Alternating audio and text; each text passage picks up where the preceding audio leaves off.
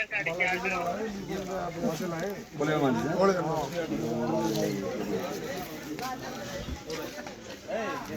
बात के जाओ साथ। अरे सारे इकट्ठे जाओ रे, एक साथ आ जाओ। पकड़ युवा शक्ति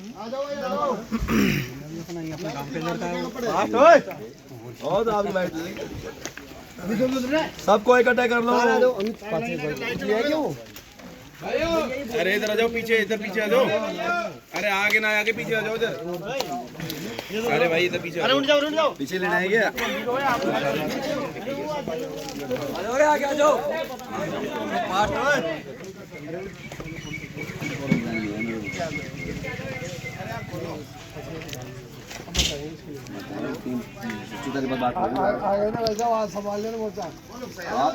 लेट हो गए थोड़ा। कितने दिन संभाला आपने? सुनाओ, जीतने पर चिंता मत करो। जीतेंगे जीतेंगे।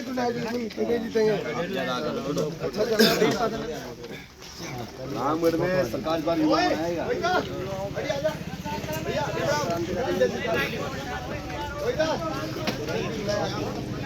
अरे पहले 4 आदमी चाट लो, पहले वो खाए मीडिया वाले भाई साहब। कान में घूम इधर। तो मुझे क्यों खड़ा है?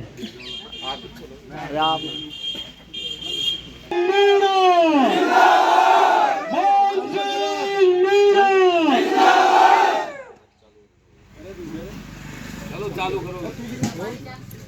नमस्कार दोस्तों, स्वागत है आपका न्यूज़ कमांडो 49 चैनल पर। मैं हूं आपके साथ शिवा। साथियों, आप इस वक्त मेरे फ्रेम में देखोगे, अभी हम राजस्थान विधानसभा कवर कर रहे थे और अभी हमें जमुआ रामगढ़ विधानसभा क्षेत्र में, यहाँ पर हमारे पास साथ में निर्दलीय प्रत्याशी हैं। उनसे हम बात करेंगे किन किन मुद्दों को लेकर के वो इस बार चुनाव में आए हैं और यहाँ की जो सबसे बड़ी समस्या, मेन समस्या कौन सी है आपको बता दूं साथियों। ये जो उम्मीदवार हैं वो राजस्थान हाईकोर्ट से चुने हुए प्रत्याशी हैं, वहाँ पर भी इन्हें विजय मिली थी और अब यहाँ क्या होता है वो हम जानने की कोशिश करेंगे।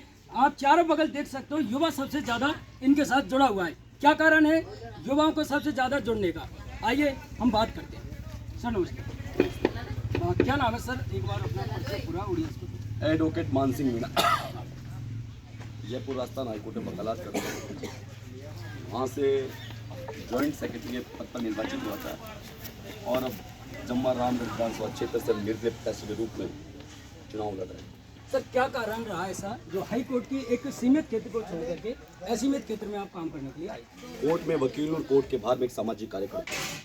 कोर्ट पे 5 बजे तक वकालत करता हूं ताकि मेरे घर का चूल्हा और मेरी गाड़ी का तेल जल सके। लेकिन घर का चूल्हा और गाड़ी का तेल जलने से समाज की सेवा नहीं होती। कोर्ट में एक सीमित दायरे के अंदर, कानून के दायरे में न्याय मिल सकता है और न्याय दिला सकते हैं, लेकिन कोर्ट के बाहर सामाजिक आंदोलन करके, धरना प्रदर्शन करके और गरीब जनता की आवाज़ को उठा करके, प्रशासन पर दबाव बना करके उनको न्याय दिला सकते हैं। रामगढ़ के अंदर मैं आया नहीं था, मुझे एक मुद्दा था जो खींच लाया था। रतनलाल साथ में है क्या? जी सर। एक मुद्दा रतनलाल, जिसकी घरवाली को कुछ भ्रष्ट लोगों ने इतना मजबूर कर दिया कि उसे अपनी जान से हाथ धोना पड़ा। और आश्चर्य की बात है कि जब न्याय उसकी हत्या की अपराध के लिए उसके पति ने, रतनलाल ने आवाज उठाई, तो यहीं के भ्रष्ट प्रशासन ने, शासन ने और भ्रष्ट नेताओं ने उसी को जेल में डलवा दिया और उसे ये भय दिखा करके तेरे परिवार को जेल में डाल देंगे, नहीं तो 1 लाख रुपए देंगे। सर ऐसा क्या कारण रहा जो आप इस विधानसभा से, यही आपने क्यों किया? मैंने कहा ना आपसे, मैंने चूज नहीं करी। अरे मैं तो एक विधायक का बेटा रहा हूँ, राजनीतिक परिवार मेरा सवाई माधोपुर है, मुझे राजनीति करनी होती है, मैं सवाई माधोपुर करता, वहाँ से चुनाव लड़ता। लेकिन जमुआ रामगढ़ में जब आंदोलन करने के बाद यहाँ पर दीन दुखी लोग, गरीब लोग, वंचित लोग, जिनकी कोई सुनने वाला नहीं था, वो मेरे पास आने लगे। सर आपके मुद्दे कौन कौन से रहे? यहाँ मुद्दे बहुत सारे हैं देखा जाए तो।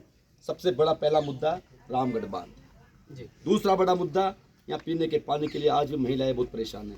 तीसरा बड़ा मुद्दा शिक्षा। चौथा रोजगार।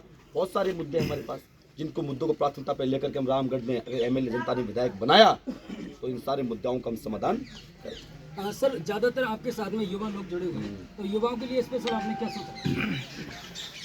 युवाओं के अंदर बहुत ऊर्जा है।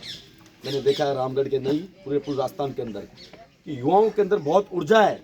अगर युवाओं को जिम्मेदारी दी जाए तो वो रामगढ़ की व्यवस्था बदल सकते हैं। लेकिन दुर्भाग्य की बात है कि आज तक युवाओं को यह जिम्मेदारी दी नहीं गई। पहली बार रामगढ़ की धरती पर ऐसा लग रहा है कि इस बार सरकार रामगढ़ का युवा बनाएगा, सब समाज का युवा बनाएगा।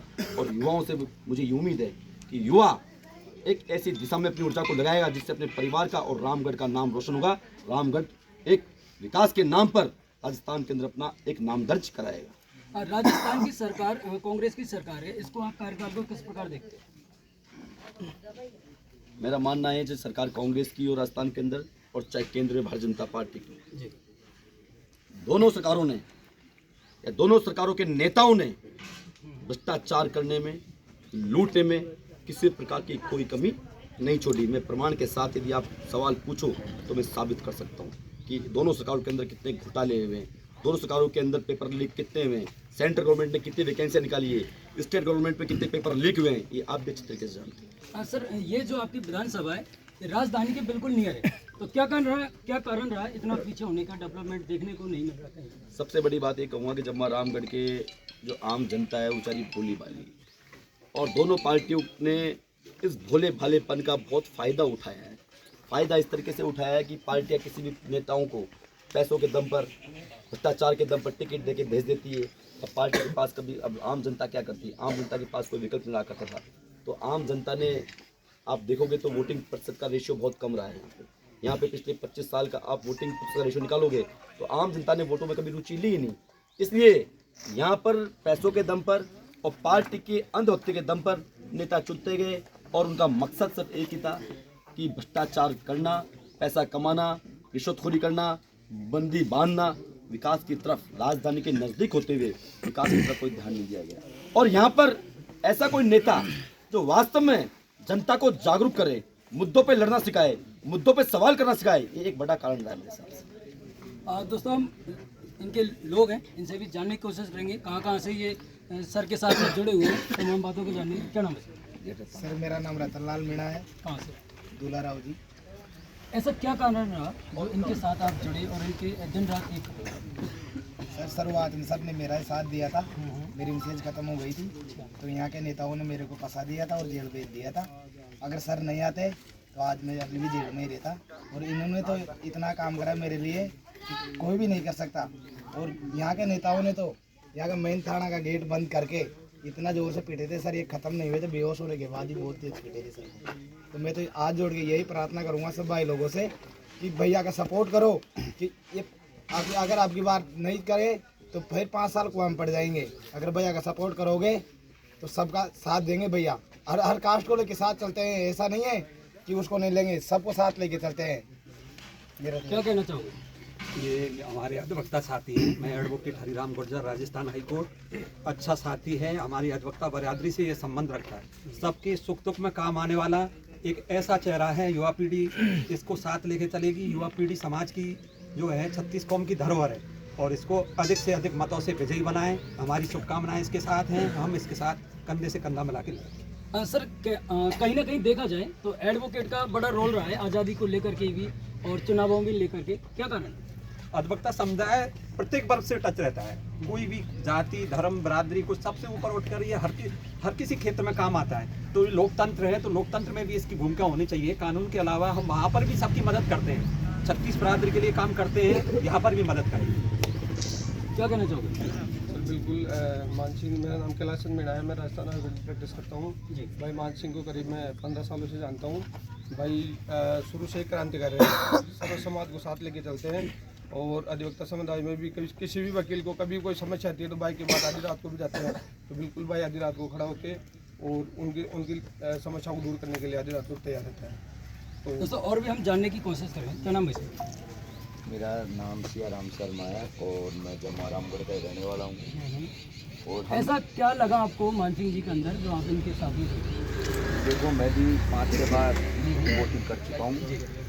और हमारे यहाँ जम्मू रामगढ़ में बीजेपी कांग्रेस का जो खेल चल रहा है नहीं 5-5 साल का, क्योंकि ये 5 साल में बीजेपी वाले लूट लेते हैं, फिर बड़े बुजुर्ग हमारे ऐसे करते हैं, नहीं यार चलो अब की बार कांग्रेस को देखते हैं, फिर कांग्रेस वाला लूट लेता है, जब तक उसकी बातें भूल जाते हैं हम 5 साल में।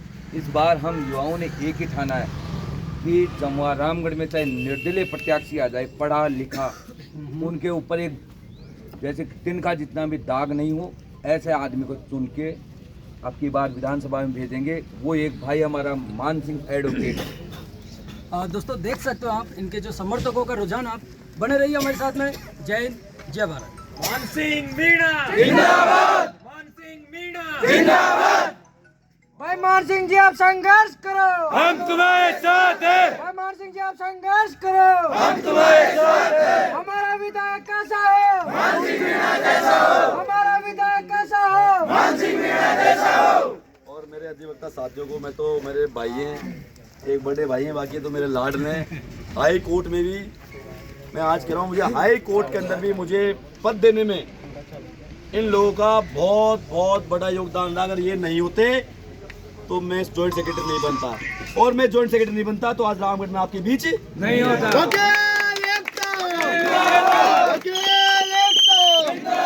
इसलिए भैया जड़ मजबूत हो तो पेट मजबूत हो। तो हमारी जड़ तो ये है कि आज मैं इनके भरोसे लड़ रहा हूँ, वरना ये बड़े बड़े नेता, बड़े बड़े आदमी मुझे पकड़ सटाते, लेकिन मान सिंह के पीछे एक दीवार खड़ी है, जिसे बोलते हैं एक मजबूत और सच्चाई की और ईमानदारी की दीवार, जो आपके साथ और बाकी मेरे युवा साथी जो इस बार रामगढ़ के अंदर एक इतिहास बोल भारत माता की जय। इंकलाब जिंदाबाद, इंकलाब जिंदाबाद। चलो कूच करो। आया अरे मेरे युवा साथियों, फटाफट गाड़ियों में बैठ जाओ। ये कार्यकर्ताओं की है, कार्यकर्ता